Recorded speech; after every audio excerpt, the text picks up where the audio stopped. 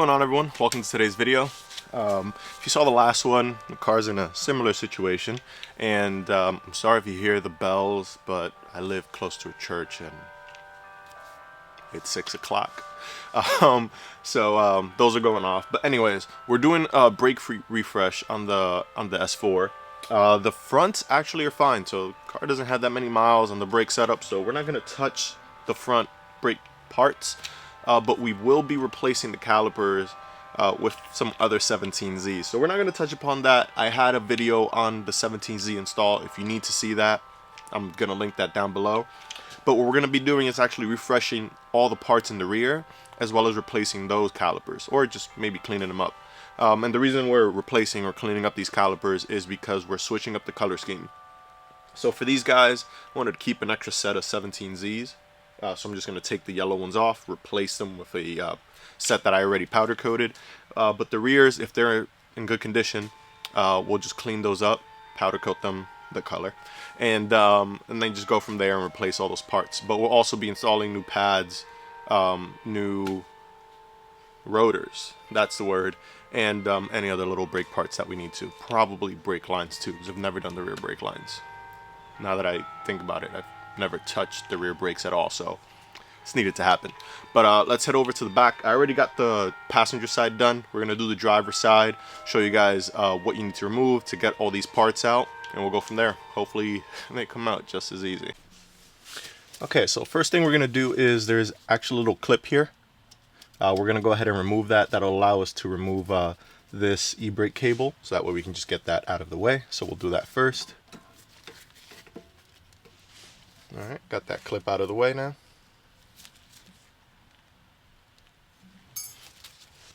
With that clip out of the way, we should be able to just finagle with the cable a little bit just to get it out of its spot.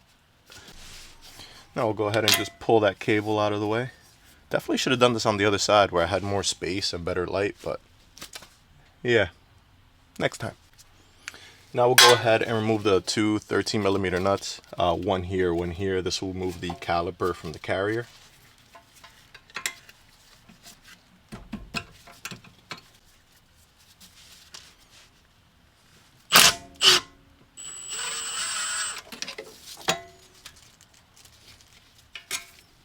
All right, there's one. We'll go ahead and remove the other now.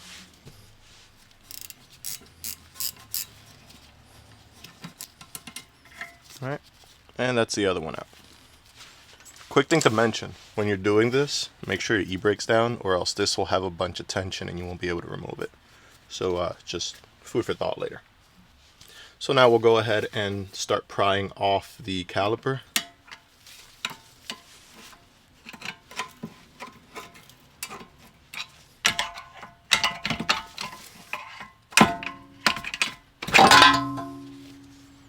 Alright, so that is that.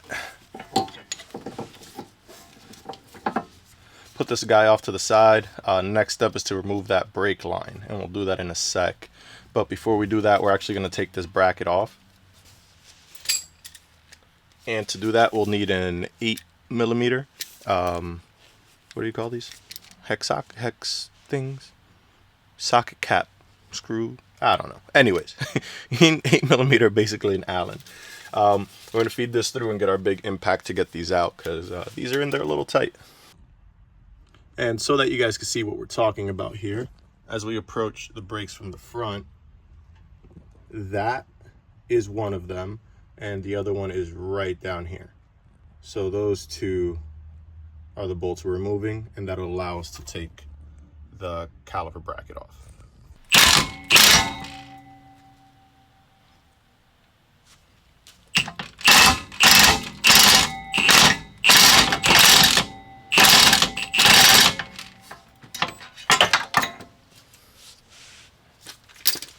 Alright, so there's number one. That's the top bolt. We'll get the bottom bolt out now.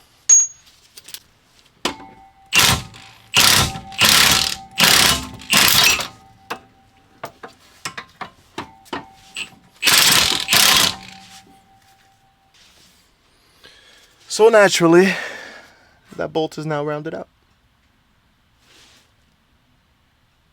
Gonna figure out how to get that out now. Okay, so we got a little bolt extractor tool that we're gonna go in and try to get that bolt out with. And yeah, let's see, let's have some fun. Okay, so that is our bolt extractor there on the head of that bolt. So just, you know, wish me some luck. Hopefully it comes out. So, this is our culprit. You can see where the tool bit into it, but yeah, obviously it didn't come out. Look at the amount of rust on this thing. Threads are gone. It's just disgusting. But new bolt's coming up. Just glad we got that out. With that out now, we could go ahead and just remove that caliper bracket that easily. So that's out of there. Also has seen better days, but we'll get that cleaned up. And now we're just left with removing this brake line here. Okay, so we have our 14mm wrench that we're going to be using to remove the brake line. We also have a pair of just vice grips locking pliers to be able to hold this guy up. It's almost impossible to get there while it's held onto the bracket. That's why I didn't do it. And of course, it's impossible to hold it once it's out here. So, got the locking pliers there. This is what we're going for. Let's see if we can make it happen. Okay, so we got that nice and loosened up, so we could just unscrew the caliper basically. Since the line is attached to the car, we can't necessarily turn that much. So.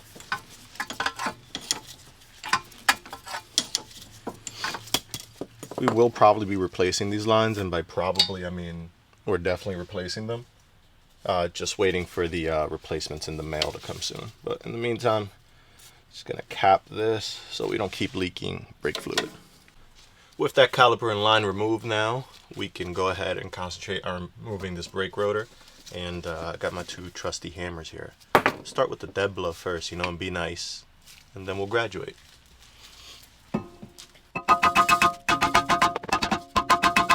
Yeah, that didn't do shit. So, big boy hammer it is.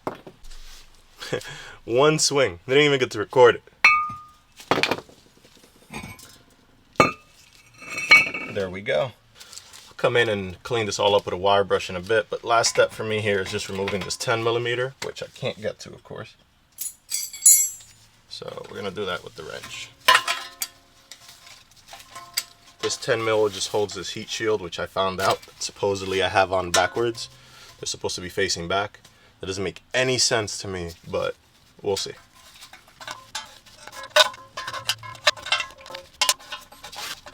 So alright, there goes that second 10mm.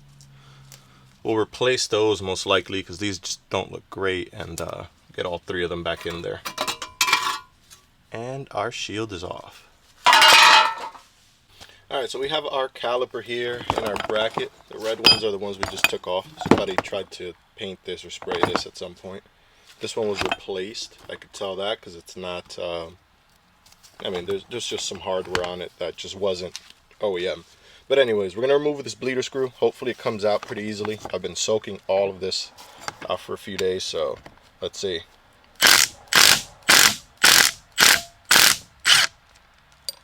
That is awesome. Both bleeders came out no problems, which then means we could keep these calipers. I'm going to check the boots. Probably going to get some new ones here just to cover up these pistons.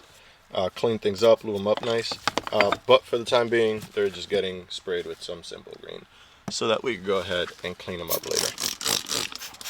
I was going to throw them in the parts cleaner, but I kind of don't want just this being filled, you know, because of the bleeder screw and the brake line hole.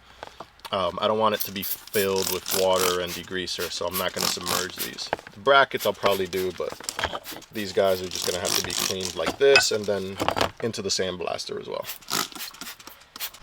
Alright, so brake parts there on the ground, but what we're looking at is we actually got everything done in the blast cabinet. I didn't show you that because there's no way to see through it. It's just way too opaque. So just got everything done. See, the parts are pretty well cleaned off. This guy is just a wild color. Like, I really couldn't get that all off. I'm going to try to go at it with some sandpaper, see if like it needs to be more aggressive. But everything else cleaned up pretty well. So we're going to go ahead and powder coat these. When powder coating, I think I'm actually only going to powder coat from here forwards. You don't see the rest of the caliper. I might do the top. It's just me being lazy and having to readjust in the oven and all that stuff because you can't lay them on the side or whatever, but we'll see. But anyways, stuff's all cleaned up. I'm going to go ahead and start working on getting it powder coated. Alright guys, so here is our ghetto oven. So this is just like a little toaster oven. I have a bigger oven in the shed that's right behind this wall here in the back, but I didn't want to turn that on. So these parts are all small enough. When I get the 17Zs, I'll probably have to go ahead and do that because they're massive. But yeah, this is our little mini oven. You can see I used some of this insulation wrap to just wrap it around, make it a little more efficient and hold in a little more heat. All we got to do is get this powder to about 350 degrees and it's solid. So there it is. There's our part. I'm just going to do one at a time for now. And yeah, we'll see in about 20 minutes. See how that looks. Right now it was hovering about, I think, 150 degrees, but let's see.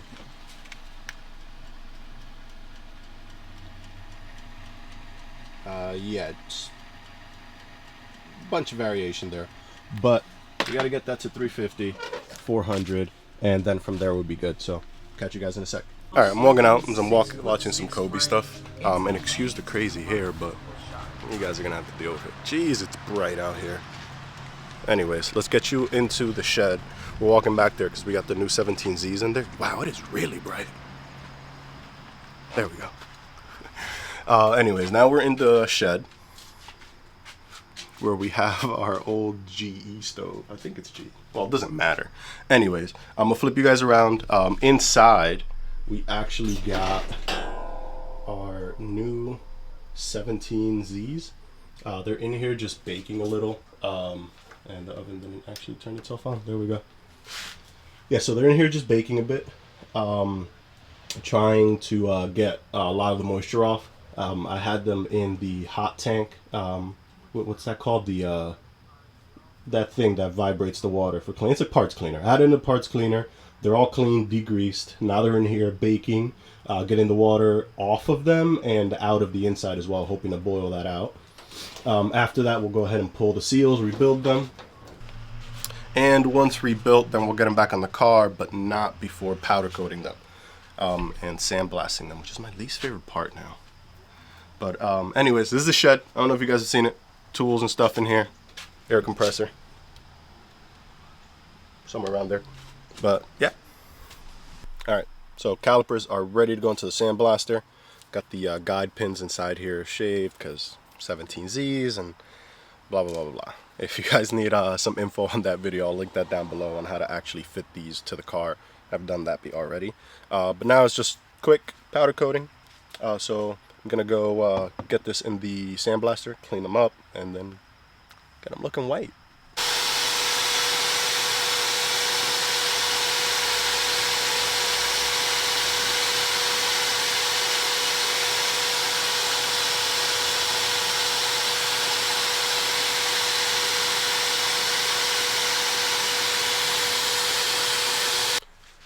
Okay, so these things are powder coated, and sorry it's another day, and if I sound a little nasally it's because I'm a little sick, but we're still getting this done.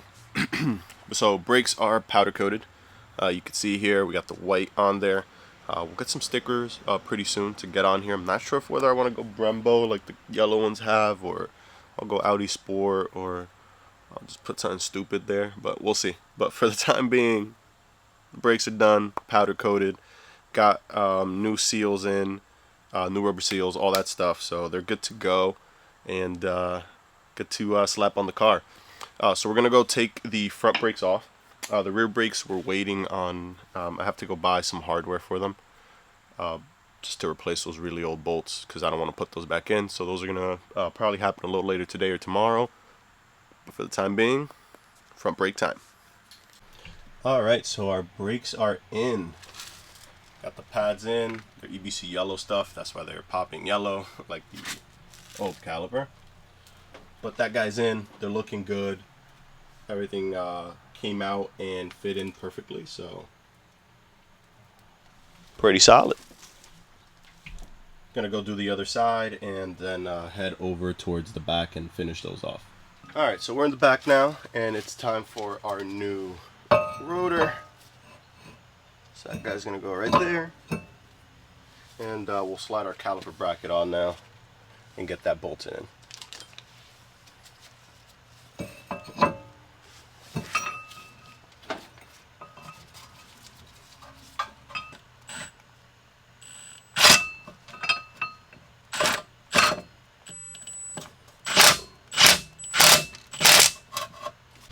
Alright, so with this on securely, now it's time to throw our caliper on, so we'll slide onto that next. Before we do that though, we have our guide pin, which we're going to go ahead and lube up well. And we have our new boots, which I'm going to go ahead and just get a good amount of lube in there as well. Alright, going to get our guide pin in, get the boot locked in. Do the same thing for the bottom, that one's already there. Now my fingers are all slippery. And now with those boots in place, we can go ahead and place our caliper. But before we do that, got to get pads on, of course.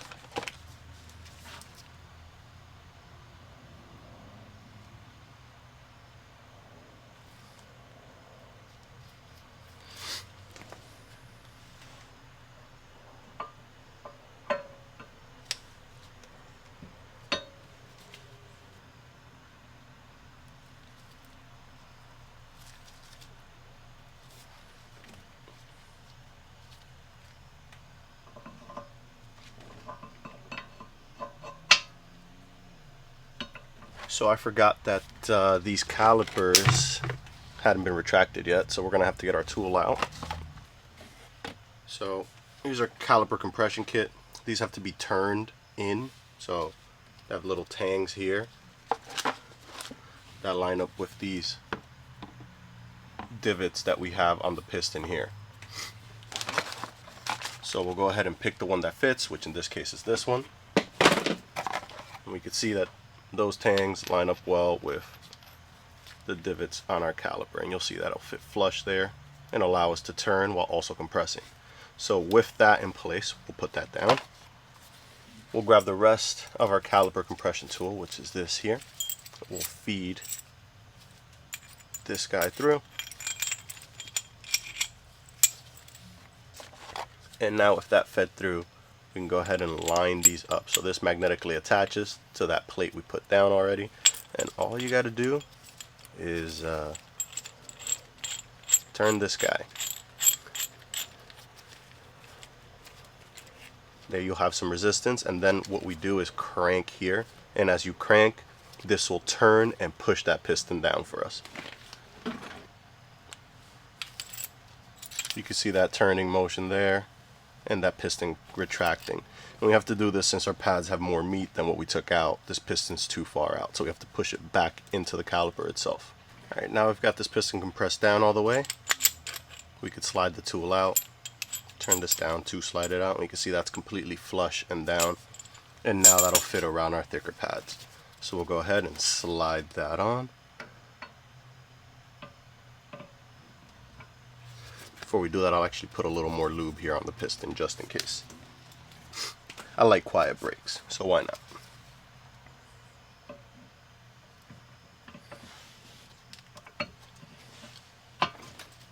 Alright, and you can see how easily that slid on. So now we'll get our caliper bolts in there.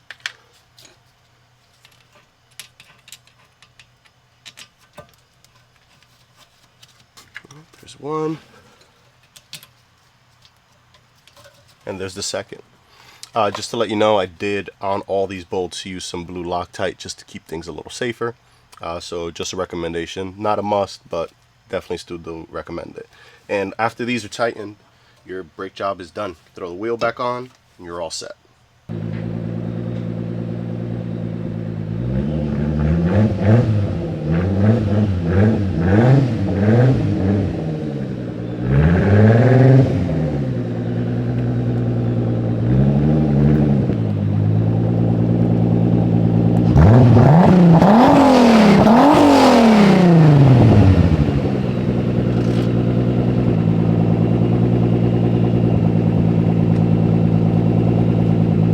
Okay, so just rolled the car out, just so we can take a quick look at the brakes and, you know, get you guys a little sound clip, of course. Also, peep the new Sip gas jacket. You guys can buy it at the shop. I know you're not out here to buy my merch or anything, but if you guys like it, it's a nice windbreaker, and you can see it in the link down below.